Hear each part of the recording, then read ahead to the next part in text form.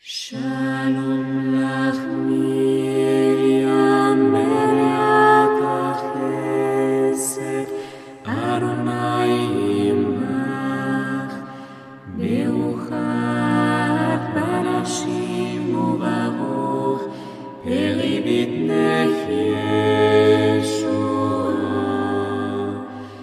Miriam HaKedosha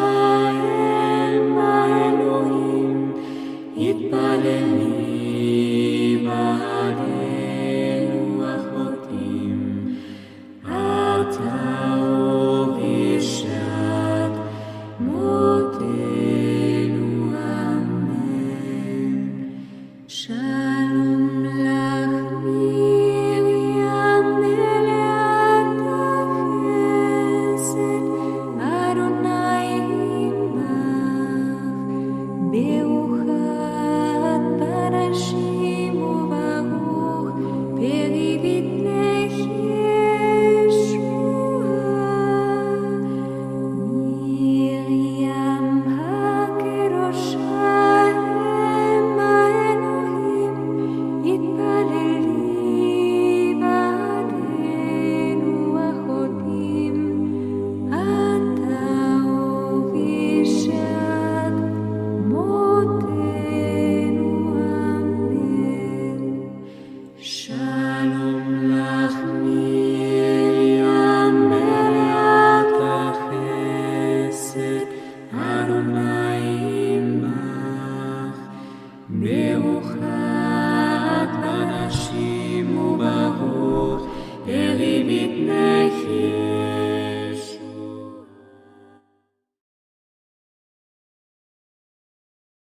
Hello, everybody. It's great to be here, and it's great to see all of you here. And of course, as you could tell if you were on the chat, I enjoyed kind of following the chat. So I will comment a little bit, as I said, on the chat. Also, it's fun having this be a little more interactive with that. And maybe if I don't talk too long today, I'll follow that suggestion and respond to some questions on today's topics at the end of the show. But let me just start by saying today's show, I hope I get through all of it. But I want to pick up where I left off kind of on the last show. Actually, I want to pick up at Lourdes still because there were some things I wanted to continue with on Lourdes. And then I wanted to talk just a little bit about Incorrupt Saints. You saw that on the thumbnail. Because frankly, we have all the evidence. We have all the evidence. The skeptics don't have any evidence. All they have is dogma. And then I want to go on to the tilma of Guadalupe as some more physical evidence. Since I mentioned already that about we have all the evidence, let me pull up this correct quote from G.K. Chesterton. His answer as to why he believes in the Catholic Church, or why he came to believe in the Catholic Church. I didn't believe in the Catholic Church because something pointed to it. I believed it because everything pointed to it. So that's kind of the theme of this series. Some of the many, many, many things that point to the truth of the Catholic Church. So, okay, the little bit of discussion on the chat stream, which to some extent centered on why God creates souls for hell, or why he creates souls knowing that some will end up in hell, is really, really central. So I did want to comment on it. I have about 3 comments. I hope you forgive me. The first comment is, it is a loser's game. It is a sucker's game to expect that we will understand everything about why God does the things he does and why he does them the way he does them. The picture that came to my mind at one point was that we actually have no more hope of being in a position to really understand everything that God does than an ant crawling over a computer is in a position to understand what's going on in that computer. God is very good to us. He's very kind, and he will peel back the layers of the onion. He will reveal things progressively to us, deepen our understanding of them, if we approach him with humility and faith.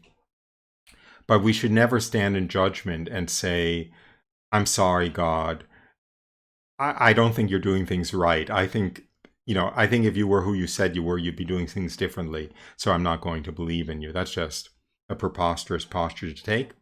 And God already presented the answer in the book of Job, when Job, over and over and over again, chapter after chapter after chapter, questions, essentially him and his friends question, why do bad things happen to good people, and why is Job suffering so much and everything? What's God's final answer to him? I don't remember seeing you there when I created the world. I don't remember you helping me measure out, the thousands of miles of the deeps and count the stars and put them in their orbits or whatever. Who are you to be questioning me? It's not as though you created the world. That is the bottom line. That is the bottom line. It's not that God doesn't give us enough evidence. That's what this whole series is about, is all the evidence that he's been kind enough to give us, to show us both of the truth that he exists and also the truth of the Catholic faith. But that doesn't mean we're in a position to demand an understanding of absolutely everything. And there's no question that this issue of hell and the damnation of souls is, at the very top of the list of very, very difficult or impossible things to understand. I will give a little personal anecdote, which is I came to the Catholic Church, obviously, from Judaism, from atheism, then from some kind of New Age stuff. The very last thing I was willing to believe in Catholic dogma was the eternity of hell. I just refused to believe it until one day when I brought this up with my spiritual director. He looked kind of shocked, and he said, "What do you mean you don't believe in the eternity of hell? You have to believe it. It's dogma." And that's when the penny dropped, which is that basically we accept the fact that a lot has been revealed to us by God, directly by God. It's been revealed to us in the New Testament. It's even been revealed to us in the Old Testament. And it has been ratified by the teaching authority of the Church. So once something has been directly revealed by God and ratified as revealed by God by the magisterium of the Church, we believe it not because we understand it and not because we want to believe it, but because we know it is true, because we know it's coming from God. My final point, and then I'll get on to the show, is I'm absolutely convinced that if the devil had a choice of one dogma, so to speak, one fact that he didn't want people to believe, it's that hell is forever. Because if hell isn't forever, then actually nothing matters. Nothing matters about what you do on earth between birth and death. Because even if hell is for 100,000 years, eventually you'll be out of it and you'll have all eternity with God in bliss, right? Which is why all forms of occultism, all forms of New Age, all forms, I believe, of pagan religions don't have an eternity of hell. Because once you have a hell lasting for all eternity, boy, are the stakes high. Okay, then it doesn't pay. Doesn't pay to cut corners. It doesn't pay, to shave things. The stakes are really, really high. If hell isn't forever, then the stakes are really not very high at all, no matter what the stakes are. Finally, a last chat comment. If I understood St. Faustina correctly in her diary, she said that at the point of death, Jesus does give everybody a last chance to choose him. It's a mystery that some people nonetheless choose not to choose him. But my memory of St. Faustina's diary is that she actually says that. So we certainly are entitled or have the right to believe that, and that Jesus does extend a final hand, in offering, a hand to save people at the point of death. And it's up to them to refuse him. Anyway, okay, on to today's show. I don't know if that helped or not. Anyway. Okay. Okay, so back to Lourdes. This is just to set the mood a little bit. But there we have the Lourdes grotto that I think you're all familiar with. There we have, in the little cave there, a little bit up the side, is actually the indentation in the rock where the Blessed Virgin Mary appeared to Bernadette. Obviously, now there's an altar and a floor put in the grotto itself. And the healings take place at Lourdes. Many of them take place in the baths, so I thought I'd show you a picture of the baths. I actually did go through the baths at Lourdes at one point, and it's quite an experience. Anyway, one is dunked into the bathtub. There's an aid on either side of you, and you get lowered into the water. And despite the water being glacially cold, somehow nobody ever feels it as uncomfortable. And when you get lifted up out of the water, everybody feels like they're dry all of a sudden. In other words, there are towels there to dry yourself, but it just seems like the water wasn't cold, and it seems like you're already dry. And however, many of the healings don't take place in the baths. Many of them take place in the Eucharistic procession that they have every afternoon, and there's a picture of the Eucharistic procession. So, and I'm just recapping a little bit from the last show.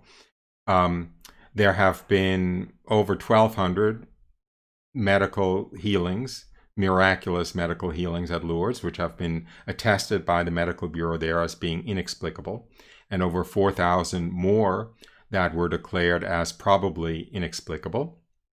Very few have been certified as miracles. It's only about 70, but that's because to be officially certified as a miracle by the church, when the patient gets home, they have to have their local bishop begin a cause to have the healing declared miraculous. And then all of the documentation, all of the investigation that was already done by the Lourdes Medical Bureau has to be done over again by the diocesan authorities or consultants or whatever. And it's a very expensive process. Tens of thousands of pages of documentation submitted to the Vatican and so forth. So frankly, most bishops aren't interested in spending the time or money on it. However, to be recognized even as medically inexplicable by the Medical Bureau at Lourdes, the original diagnosis must be verified and confirmed beyond doubt. The diagnosis must be regarded as incurable. The cure must happen in Lourdes or at a Lourdes shrine. The cure must be immediate, it must be complete, and it must be permanent. And in order to ensure it's permanent, there has to be at least a 5-year waiting period. And even meeting all of these high standards, as I said, it's been thousands of such cures.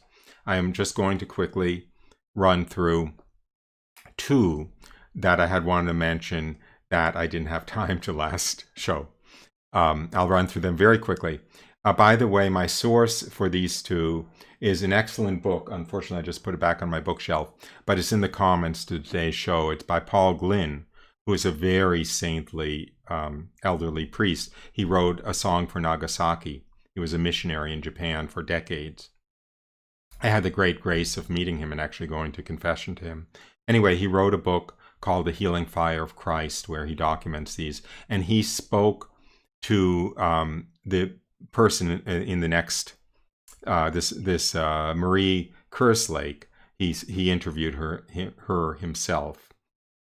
I trust him. I don't think he made this up. There's documentation anyway. So here's the cure of Marie Kerslake at Lourdes. She was completely incapacitated. She was confined to a wheelchair. She needed to wear a surgical collar because of rheumatoid arthritis and osteoarthritis. I have a picture of her before the healing when her husband took her to Lourdes. There she is. You can see her with a surgical collar around her neck. You can see her in the wheelchair with her legs not looking in very good shape and so forth.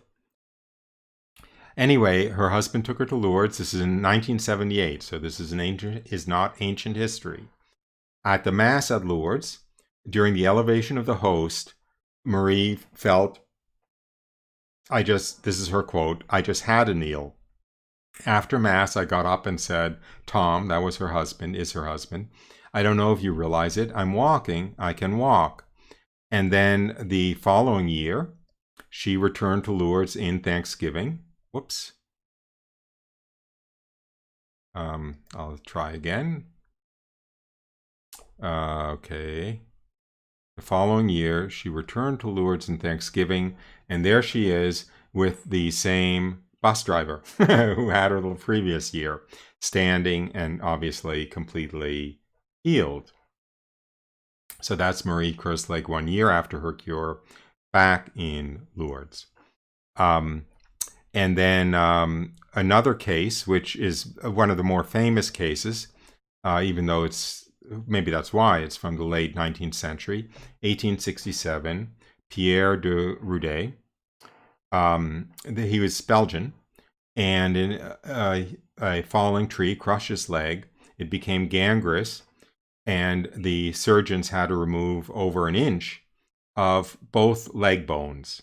So his leg was held together by flesh and muscle because there was a gap of 3 centimeters missing bone in his leg.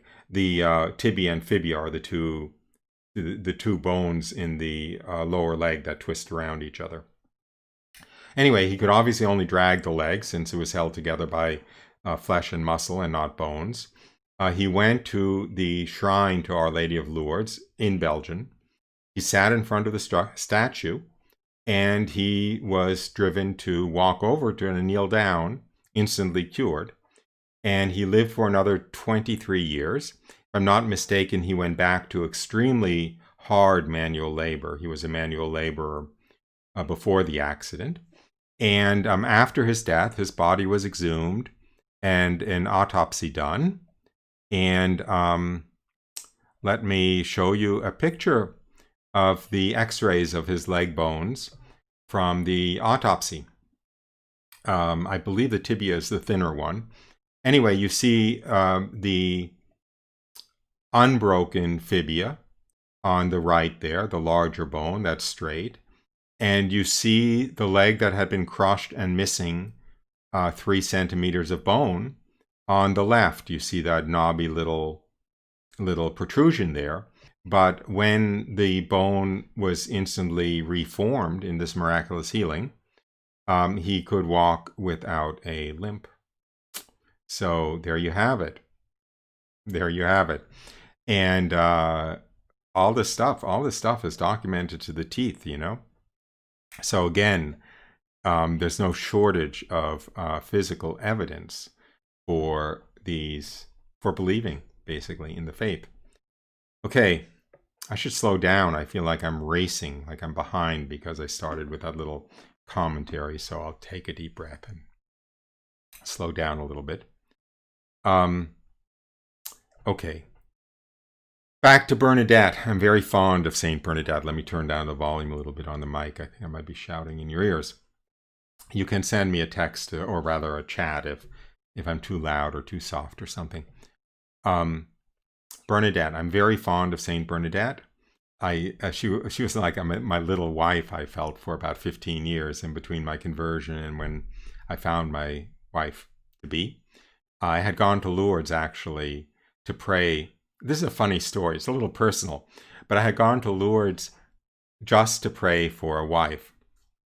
That was my prayer intention when I made a pilgrimage to Lourdes.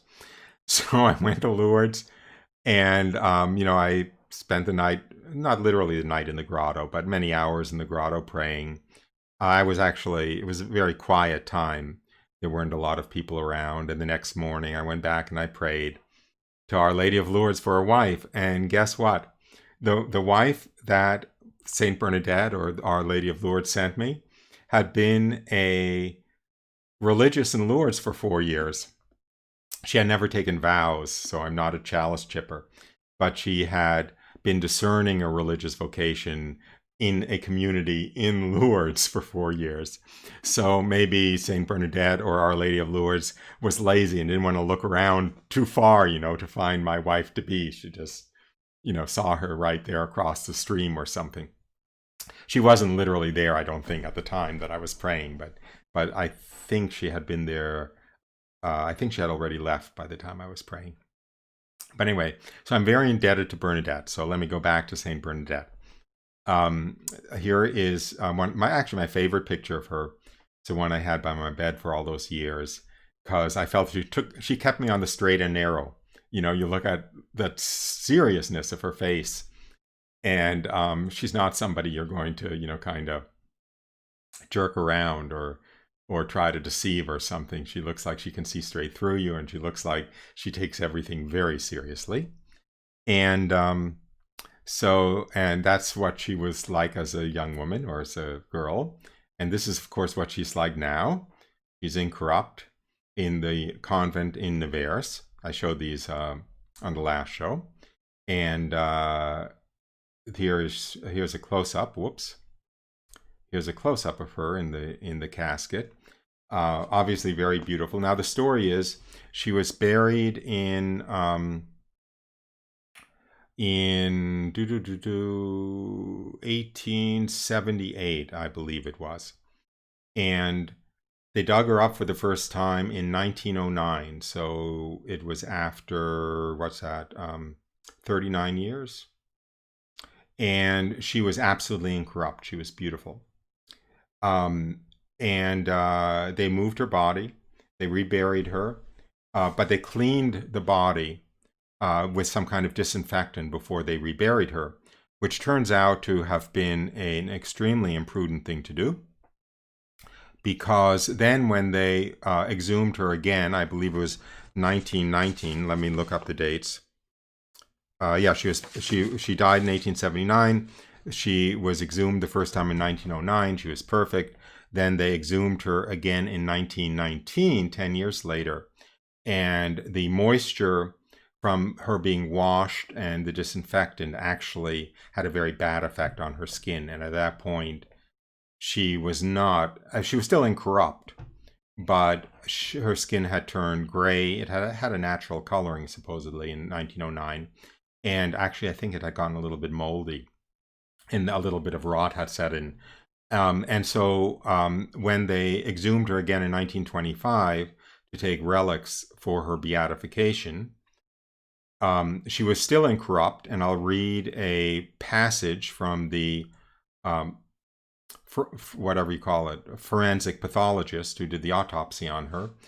She was still incorrupt, but she wasn't beautiful anymore. So what you see in that, what you see in the casket there, that face you see in the casket, that's actually a thin layer of colored wax that's put over her skull, or over her face, to restore her, looks. However, I'll go on a little bit, in a few minutes, and talk about why that doesn't mean she's not incorrupt. In any case, in 1925, although she was no longer, the beauty queen that she was in 1909 when they dug her up, here is a report from the doctor who performed the autopsy. What struck me during the examination, of course, was the state of perfect preservation of the skeleton, the fibrous tissues of the muscles, still supple and firm, of the ligaments, of the skin, and above all, the totally unexpected state of the liver after 46 years. One would have thought that this organ, which is basically soft and inclined to crumble, would have decomposed very rapidly, or would have hardened to a chalky consistency. Yet, when it was cut out, it was soft and almost normal in consistency. I pointed this out to those present, remarking that this did not seem to be a natural phenomenon. So the liver, which is a very soft organ, which the doctor would have expected within probably days of the death, would have hardened or dried out, was still supple and firm and spongy, almost as though it were still in a living body. So, if you want to poke holes at her being incorrupt, because she looked a little moth-eaten actually not after being in the ground for 39 years, but after being taken out of the ground and washed and put back in the ground wet and not allowed to dry. If she looked a little moldy, all I can say is come back to me after you've been in the ground for 39 years and show me your spongy liver, and I will eat my words. I want to show you some more Incorrupt Saints. You know, I know you don't need me for this. I know they're books of the Incorruptibles and so forth. But it's fun, okay? Because even if these guys and women don't look so great, we should look so great, okay? After 600 years, 700 years in the ground, okay? So here is Saint Zita with a Z. Died 1272, okay? So we're talking about 748 years ago. She's been dead for 748 years. Okay, she doesn't look great. She looks a little bit mummified. You know, the skin is stretched over the bones, and, you know, she's lost her radiant natural coloring. But I guarantee none of us are going to look that way after 750 years. Let me show you quickly what we're going to look like after somewhere between, you know, 2 years and 50 years in the ground, depending on the climactic conditions and so forth. This is what we're certain to look like after 50 years. Apparently, the kind of casket, whether it's in a vault, whether the soil is dry, and so forth, has a huge effect on whether one is reduced to a skeleton after a couple of years or after a couple of decades. But in any case, none of us are going to look any better than this after 50 years, okay? So let me go back to Saint Zita. That's why these guys are incorrupt, and we're not going to be corrupt, okay? It's because corrupt means this, or even worse, actually, powder, because of course the bones eventually turn to powder. So that is corrupt. Whoops. And that is incorrupt. Okay, so now this is a chronological order. This is Saint Rita of Cascia. 1457 she died. So she's only been in that, you know, dead for, what's that, 560 odd years. She's also incorrupt. I have a funny story about Saint Rita of Cascia. Do I have time to tell it? It's not that funny a story, but it's a true story. I went on a pilgrimage, a group pilgrimage, a bus, to Cascia, through Italy actually, but one of the stops was to visit Saint Rita of Cascia. And we went up there, and one of the pilgrims had brought along their absolutely delightful, like 5-year-old little boy, who was really a lot of fun on the trip. And so we were all, you know, in front of the casket, this glass casket there in the convent. It's a convent of her sisters. They still wear the same habit. And the little boy was up on his father's shoulders looking at her in the coffin. And then one of the sisters walks by, and the little boy turns around and says, "Look, Daddy, look, she woke up." Anyway, she didn't wake up. It was just someone who dressed the same. Okay, on to Saint Virginia Santurioni, died 1651. So this is just shy of 400 years. I think she looks pretty good. Has good color. Her teeth are nice and white. Granted, okay, she looks a little dried out. But again, we're not going to look like that after 500 years. And St. Padre Pio died 1968. And I'm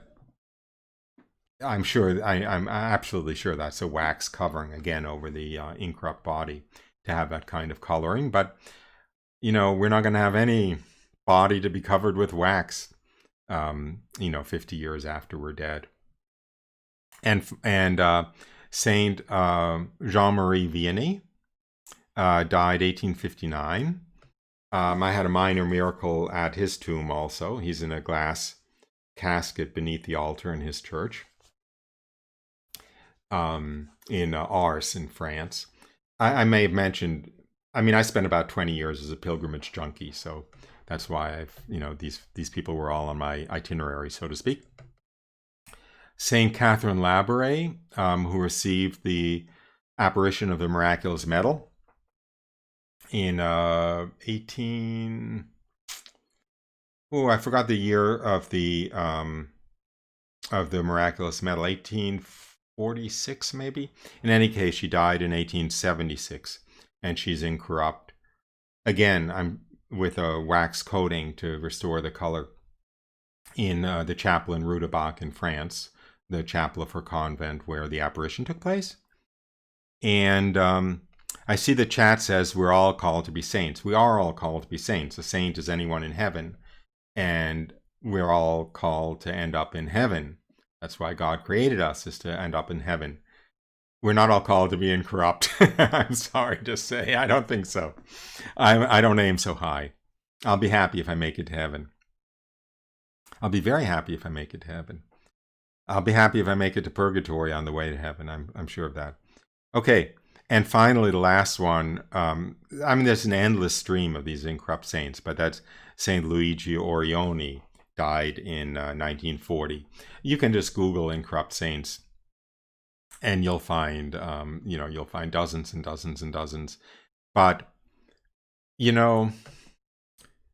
again, there's no shortage of physical miracles.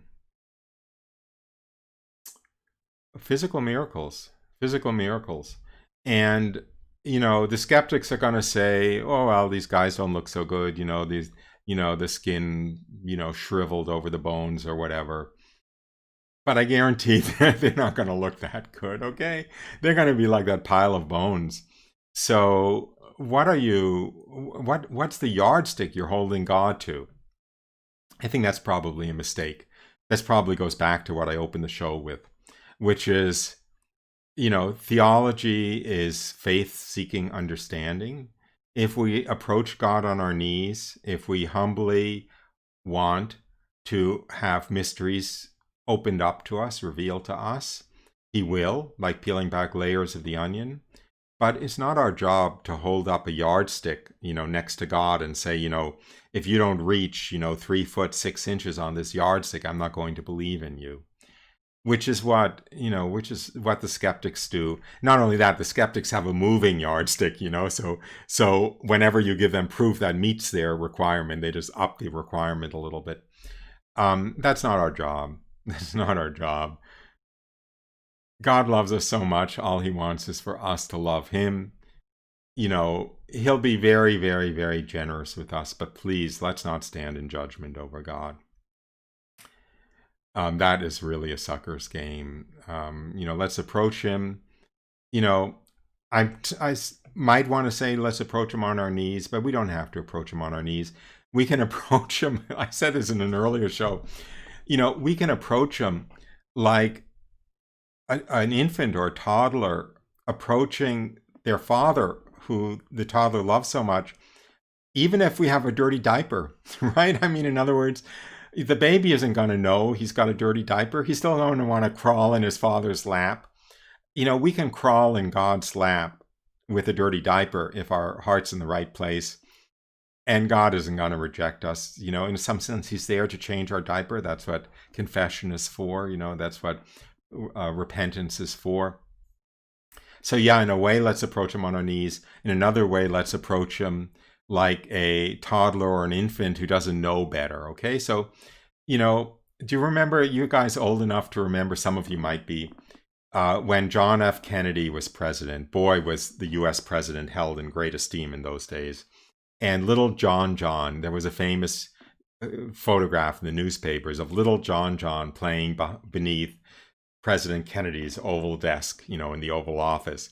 Because, of course, the little toddler John didn't know that his father, in some ways he knew that his father was the president of the United States, but he didn't know that he was supposed to be scared of him because he was the president of the United States. He was his father. So he was just a toddler, playing around the feet of his father. So we can be that also with God. Let's just not be the judge put God in the dock.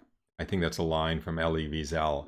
And let's not put God in the dock and be the judge sitting up there so high, in the judgment seat where God is, subject to us, beneath us, trying to make a defense for himself in the witness box or in the defendant's box or whatever. Anyway, back to the show.